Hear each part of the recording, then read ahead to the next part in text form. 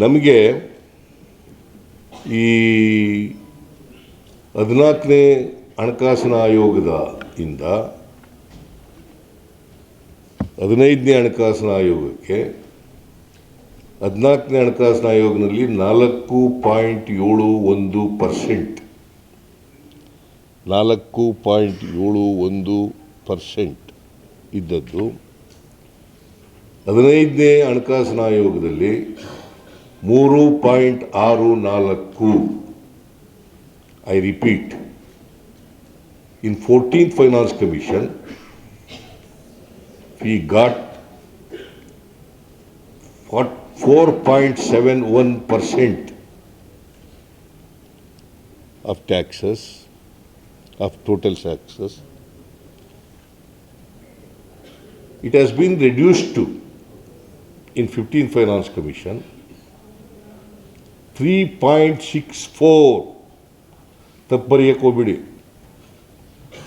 From 4.71 ಇಂದ 3.64 ಅಂದರೆ 1.07% ಕಡಿಮೆ ಆಯಿತು.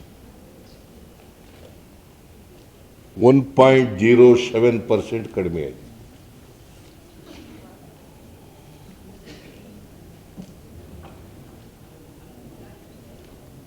ಅದರಿಂದ ಈ 4 ವರ್ಷಗಳಲ್ಲಿ ಈ 15ನೇ ಹಣಕಾಸಿನ ಆಯೋಗ ಬಂದ ಮೇಲೆ 20, 21, 21, 22, 22, 23, 23, 24 ಈ 4 ವರ್ಷದಲ್ಲಿ ಸುಮಾರು 45,000 ಕೋಟಿ ರೂಪಾಯಿ ಕಡಿಮೆ ಆಯಿತು. ಎಷ್ಟು ಕಡಿಮೆ ಆಯಿತು? 45,000 crores.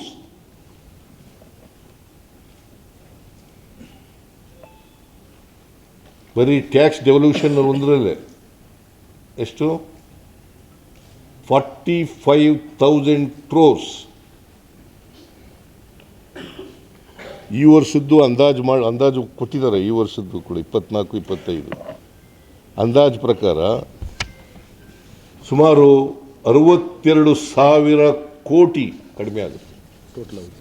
ಟೋಟಲ್ ಕರೆಕ್ಟಾಗಿ ಹೇಳ್ತಾ ಇದ್ದೀನಲ್ರಿ? 62,008 ಕೋಟಿ. ಆಕ್ಚುಲಿ 62,008 ಕೋಟಿ. ನಾನು 62,000 ಕೋಟಿ ಅಂತ ಹೇಳಿದೆ. 98 ಸಾರಿ 62,098 ಕೋಟಿ. 62,098 ಕೋಟಿ. ನಾನು 62,000 ಅಂತ ಹೇಳ್ಬಿಟ್ಟೆ, ಸುಮಾರು ಅಂತ ಹೇಳಿದ್ದೀನಿ. ಅದಕ್ಕೆ 62,098 ಕೋಟಿ 5 ವರ್ಷದಲ್ಲಿ ನಮಗೆ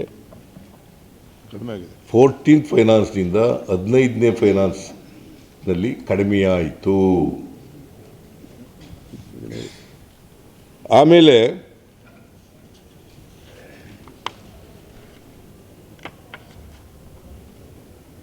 ಈ ಒಕ್ಕೂಟದ ವ್ಯವಸ್ಥೆಯಲ್ಲಿ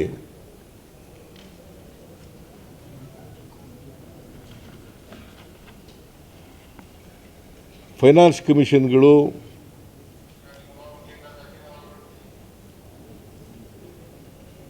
ಹಂಚಿಕೆ ಮಾಡುವಾಗ ಅವರಿಗೆ ಮನವರಿಕೆ ಆಯಿತು. 4.71ರಿಂದ 3.64ಕ್ಕೆ ಬಂದಿದ್ದರಿಂದ ನಮಗೆ ವಿಶೇಷ ಗ್ರ್ಯಾಂಟ್ಸನ್ನು ಕೊಟ್ಟರು. ಸ್ಪೆಷಲ್ ಗ್ರ್ಯಾಂಟ್ಸ್ 5,495 ಕೋಟಿ. ಎಷ್ಟು?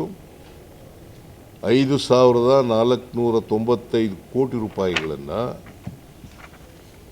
ಅವ್ರಿಗೇನೆ ಫೈನಾನ್ಸ್ ಕಮಿಷನ್ ಅವ್ರಿಗೇನೆ ಮನವರಿಕೆಯಾಗಿ ನಮಗೆ ಸ್ಪೆಷಲ್ ಗ್ರ್ಯಾಂಟ್ಸನ್ನು 5,495 ಕೋಟಿ ಕೊಟ್ಟರು. ಇದು ಇಂಟ್ರೀಮ್ ಬಜೆಟ್ನಲ್ಲಿ ಕೊಟ್ಟದ್ದು. ಇಂಟ್ರೀಮ್ ಬಜೆಟ್ನಲ್ಲಿ ರೆಕಮೆಂಡ್ ಮಾಡಿದ್ದು. ಇದು ಕರ್ನಾಟಕಕ್ಕೆ ಕೊಡ್ರಿ 5,495 ಕೋಟಿ ಕೊಡಿ ಅಂತೇಳಿ ಕೇಂದ್ರ ಸರ್ಕಾರಕ್ಕೆ ಹೇಳಿದ್ರು. ಆಮೇಲೆ ಹೇಳ್ತೀನಿ. ಮೈಕ್ ಕೇಳಿಸ್ತಾ ಇಲ್ವಾ? ಈಗ ಕೇಳಿಸ್ತಾ ಇದೆಯಾ? ಸ್ವಲ್ಪ ಅದನ್ನು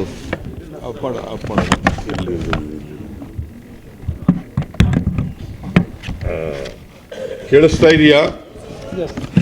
ಓಕೆ.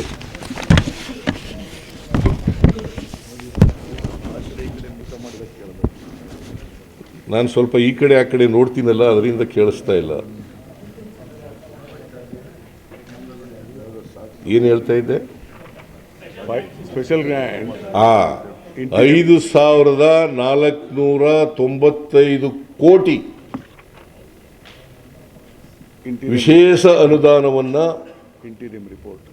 ಇಂಟ್ರೀಮ್ ರಿಪೋರ್ಟ್ನಲ್ಲಿ, ಮಧ್ಯಂತರ ವರದಿನಲ್ಲಿ ಶಿಫಾರಸು ಮಾಡಿದ್ರು. ನಾನು ಕೂಡ ಇದನ್ನು ಅಸೆಂಬ್ಲಿನಲ್ಲಿ ಪ್ರಸ್ತಾಪ ಮಾಡಿದೆ. ತಗೊಳ್ರಿ, ಇದನ್ನು ಹೋಗಿ ಕೇಳ್ರಿ ಕೇಂದ್ರ ಸರ್ಕಾರನ ಅಂತೇಳಿ. ಯಡಿಯೂರಪ್ಪನವ್ರು ಇದ್ದಾಗಲೂ ಕೇಳಿದೆ, ಬಸವರಾಜ ಬೊಮ್ಮಾಯಿ ಇದ್ದವರು ಕೇಳಿದೆ.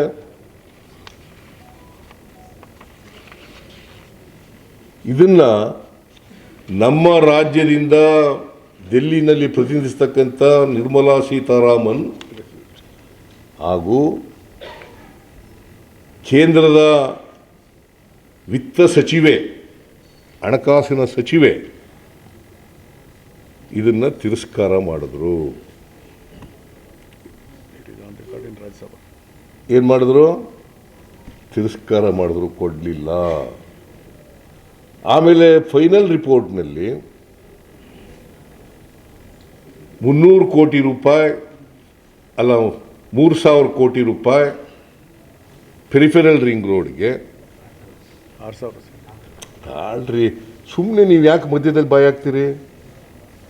ಜಲಮೂಲಗಳ ಅಭಿವೃದ್ಧಿಗೆ 3,000 ಕೋಟಿ,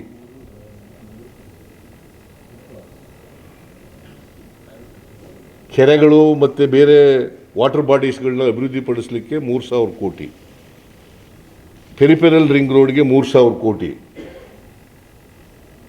ಒಟ್ಟು 6,000 ಕೋಟಿ ರೂಪಾಯಿಗಳನ್ನು ನಮಗೆ ಅಡಿಷನಲ್ ಆಗಿ ಕೊಡಬೇಕು ಅಂತ ಶಿಫಾರಸು ಮಾಡಿದ್ರು.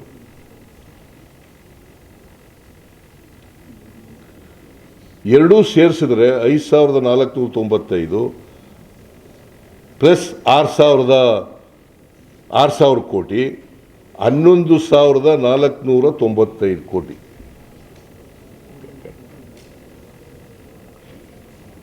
$11,495 ಕೋಟಿ in addition to 62,098 crores. Please 62,000 ಡೆವಲ್ಯೂಷನಲ್ಲಿ ಕಡಿಮೆ ಆದದ್ದು. ಇದು ಸ್ಪೆಷಲ್ ಗ್ರ್ಯಾಂಟ್ಸ್ ಅಂತ ನಮಗೆ ಕೊಟ್ಟಿದ್ದದು. ಇಷ್ಟು ರಾಜ್ಯಕ್ಕೆ ನಷ್ಟ ಆಯಿತು.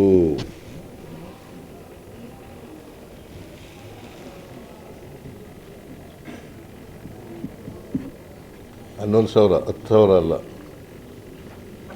11,000. 11,000 ಕಡೆ ಇದು. 6,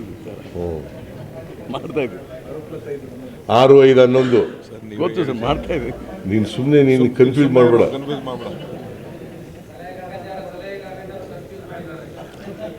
ಎಲ್ಲ ಒಂದು ಸಾರಿ ಆಯ್ತವೆ, ಏನು ಮಾಡೋಕ್ಕಾಗಲ್ಲ. ಲೆಕ್ಕ ಹೇಳುವಾಗ ಕರೆಕ್ಟಾಗಿ ಅದಕ್ಕೆ ನಾನು ಜ್ಞಾಪಕ ಮಾಡ್ಕೊಂಡು ಹೇಳ್ತಾ ಇದ್ದೀನಿ. 11,495 ಕೋಟಿ, ಅದು ಪ್ಲಸ್ 62,000 ಡೆವಲ್ಯೂಷನ್ನಲ್ಲಿ ಕಡಿಮೆ ಆದಂಥ 5 ವರ್ಷಗಳಲ್ಲಿ 62,098 ಕೋಟಿ.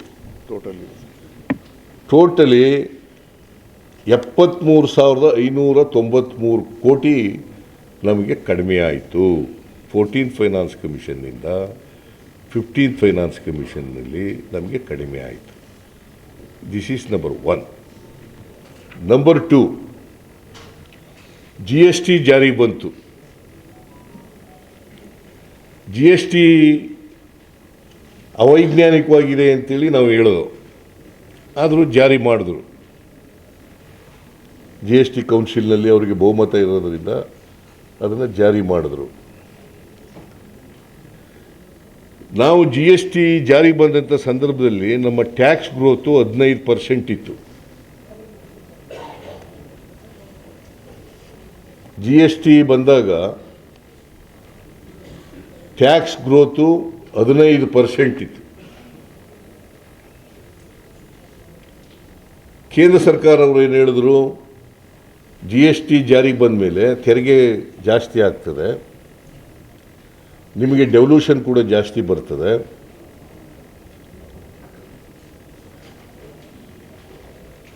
ಅಂತ ಹೇಳಿದರು. ಆಮೇಲೆ ನಿಮಗೆ ನಷ್ಟ ಆದರೆ ಅದನ್ನು ತುಂಬಿಸ್ಕೊಡ್ತೀವಿ. 15% ಏನು ಈಗ ಟ್ಯಾಕ್ಸ್ ಗ್ರೋತ್ ಇದೆ, ಅದನ್ನು ಅವರೇಜ್ ರಾಷ್ಟ್ರದಲ್ಲಿ 14% ಅಂತ ತೀರ್ಮಾನಕ್ಕೆ ಬಂದರು.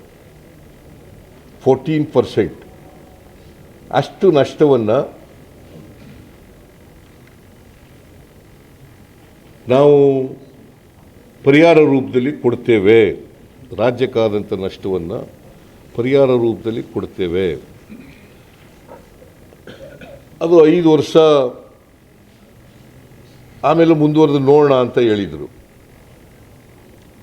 ನಷ್ಟ ಮುಂದುವರೆದ್ರೆ ಈಗ ಅದನ್ನು ಜೂನ್ 2022ಕ್ಕೆ ನಿಲ್ಲಿಸ್ಬಿಟ್ರು ಪರಿಹಾರ ಕೊಡೋದನ್ನು.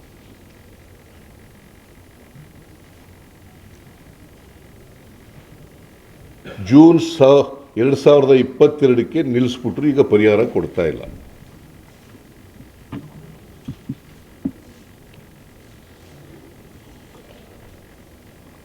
ಅಲ್ಲಿವರೆಗೆ 5 ವರ್ಷಗಳ ಕಾಲ ಪರಿಹಾರ ಕೊಟ್ಟರು, ನಷ್ಟ ಆಗಿರೋದನ್ನ ಪರಿಹಾರ ಕೊಟ್ಟರು.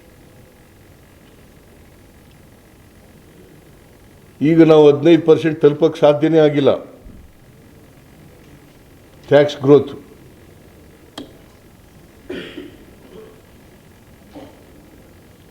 ಅದಕ್ಕೆ ನಾವು ಒತ್ತಾಯ ಮಾಡೋದು ಕೇಂದ್ರ ಸರ್ಕಾರಕ್ಕೆ, ಈ ಪರಿಹಾರ ಕೊಡೋದನ್ನು ಮುಂದುವರಿಸಿ ಅಂತ ಒತ್ತಾಯ ಮಾಡೋದು. ಪರಿಹಾರ ಕೊಡ್ತಕ್ಕಂಥದ್ದನ್ನು ಮುಂದುವರಿಸಿ, ಆದರೆ ಕೇಳಲಿಲ್ಲ. ಯಾಕಂತಂದರೆ GST ಕೌನ್ಸಿಲ್ನಲ್ಲಿ ನಮ್ಮವರಿದ್ದರೂ ಕೂಡ ಅವರ ರಾಜ್ಯಗಳು ಮುಖ್ಯಮಂತ್ರಿಗಳೇ ಜಾಸ್ತಿ ಇರೋದ್ರಿಂದ, ಅವ್ರ ಪ್ರತಿನಿಧಿಗಳೇ ಜಾಸ್ತಿ ಇರೋದ್ರಿಂದ ಅಲ್ಲಿ ಮೆಜಾರಿಟಿ ಮೆಂಬರ್ಸ್ಗಳ ಮೇಲೆ ಡಿಸಿಷನ್ ಆಗಿ ಅದು ಕೊಡಲಿಕ್ಕಾಗಲಿಲ್ಲ. So this is the position.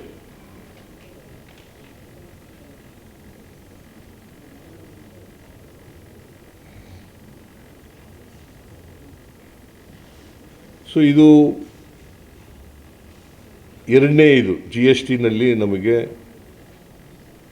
ಈಗಲೂ ಕೂಡ ನಷ್ಟ ಆಗ್ತಾ ಇದೆ. ಮತ್ತು ಕರ್ನಾಟಕದಿಂದ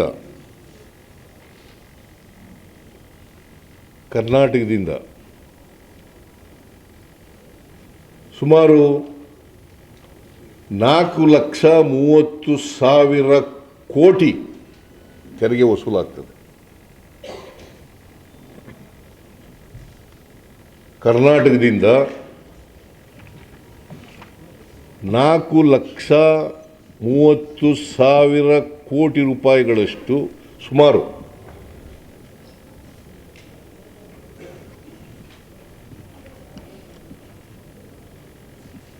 ಇಲ್ಲಿ ಕಲೆಕ್ಷನ್ ಆಗುತ್ತೆ. ಮಹಾರಾಷ್ಟ್ರ ಬಿಟ್ಟರೆ we are number 2 in the country as far as the collection is concern.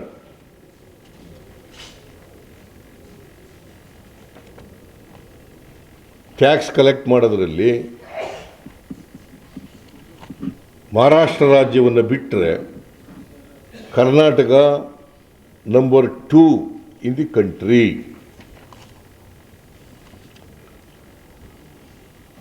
ನಮಗೆ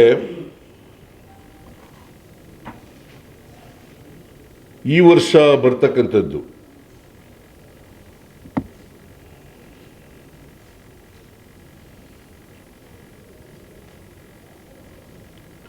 ತೆರಿಗೆ ಪಾಲಿನಲ್ಲಿ, ಅಂದರೆ 23-24ನೇ ವರ್ಷಕ್ಕೆ ಬರ್ತಕ್ಕಂಥದ್ದು ತೆರಿಗೆ ಪಾಲಿನಲ್ಲಿ 37,252 ಕೋಟಿ. 37,252 ಕೋಟಿ ಸೆಂಟ್ರಲಿ ಸ್ಪಾನ್ಸರ್ಡ್ ಸ್ಕೀಮ್, ಕೇಂದ್ರ ಪುರಸ್ಕೃತ ಯೋಜನೆ ಗ್ರ್ಯಾಂಟ್ಸ್ ಬರೋದು. ಅದರಲ್ಲಿ 13,005 ಕೋಟಿ, ಕರೆಕ್ಟಾಗಿ ಹೇಳ್ತೀನಿ ಬಿಡಪ್ಪ, ನನಗೆ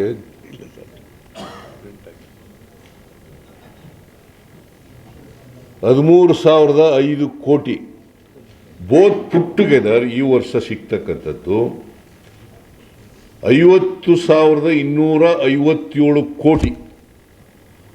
ವೆರಾಸ್ the collection from Karnataka is 4,30,000 crores. But we are getting back 50,257 crores. That means to say 100 ರೂಪಾಯಿನಲ್ಲಿ 12ರಿಂದ 13 ರೂಪಾಯಿ ನಾವು ಸಿಕ್ಕುತ್ತೆ. ಪ್ಲೀಸ್, 100 ರೂಪಾಯಿ ನಾವು ತೆರಿಗೆ ಕೊಟ್ಟರೆ ಕರ್ನಾಟಕದಿಂದ 100 ರೂಪಾಯಿ ಹೋದರೆ ನಮ್ಗೆ ವಾಪಸ್ ಬರೋದು 12ರಿಂದ 13 ರೂಪಾಯಿ ಬರ್ತದೆ. ಇನ್ನು ಉಳಿದೋದಿಲ್ಲ ಕೇಂದ್ರ ಸರ್ಕಾರ ಇಟ್ಕೊತದೆ.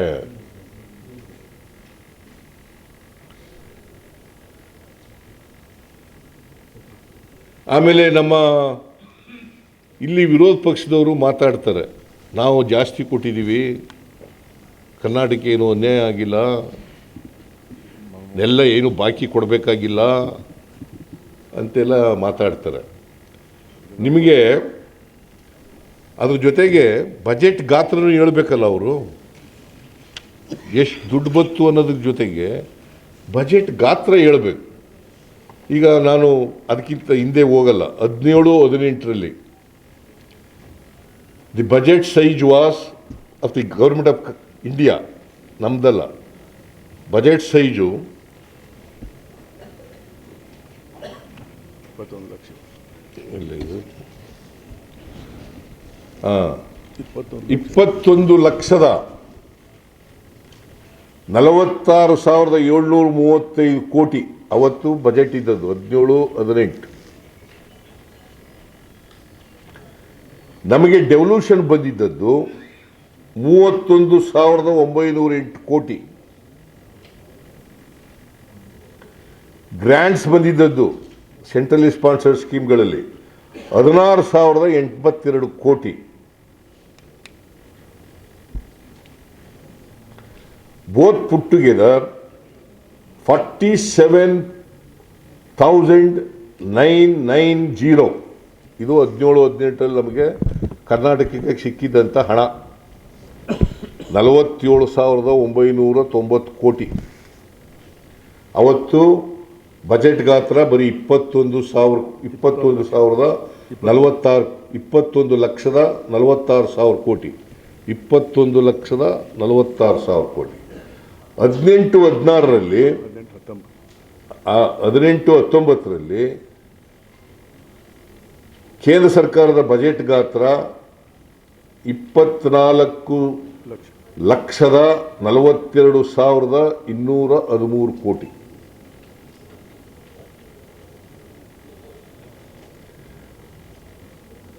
ಆಗ ನಮಗೆ ಸೆಂಟ್ರಲ್ ಡೆವಲ್ಯೂಷನ್ ಬಂದಿದ್ದು, ಟ್ಯಾಕ್ಸ್ ಡೆವಲ್ಯೂಷನ್ ಬಂದಿದ್ದು 36,215 ಕೋಟಿ, ಮತ್ತು ಗ್ರ್ಯಾಂಟ್ಸ್ ಬಂದಿದ್ದದು 14,942 ಕೋಟಿ. ಸುಮಾರು 2,000 ಕೋಟಿಯಷ್ಟು ಕಡಿಮೆ ಆಯಿತು ಗ್ರ್ಯಾಂಟ್ಸ್.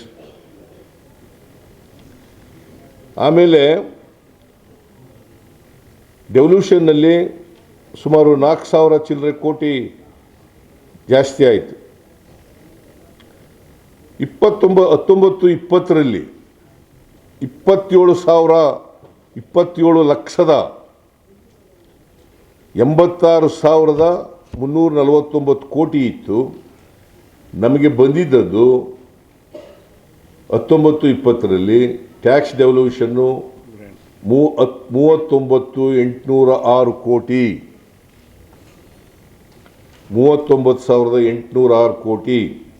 ಗ್ರ್ಯಾಂಟ್ಸ್ ಬಂದಿದ್ದದ್ದು 15,008 ಕೋಟಿ. ಒಟ್ಟು 54,814 ಕೋಟಿ ಬಂದಿತ್ತು. 54,814 ಕೋಟಿ ಬಂದಿತ್ತು. ಈ ವರ್ಷ ಅಂದರೆ 23-24ನೇ ವರ್ಷ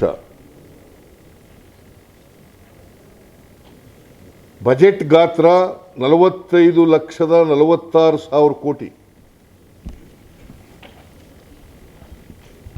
ಸಾರಿ 45,03,097 ಕೋಟಿ. 45,03,097 ಕೋಟಿ. ನಮಗೆ ಬರ್ತಾ ಇರ್ತಕ್ಕಂಥದ್ದು